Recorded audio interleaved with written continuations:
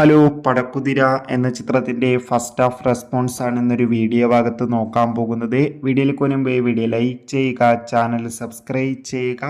ഈ വരുന്ന ഏപ്രിൽ മാസം ഇനി അങ്ങോട്ട് ധാരാളം ചിത്രങ്ങൾ OTT റിലീസ് ചെയ്യും. നമ്മുടെ ചാനൽ ഭാഗം പരിശോധിച്ചാൽ നിങ്ങൾക്ക് ആ വീഡിയോയ്ക്ക് കാണാൻ വേണ്ടി സാധിക്കുന്നതായിരിക്കും.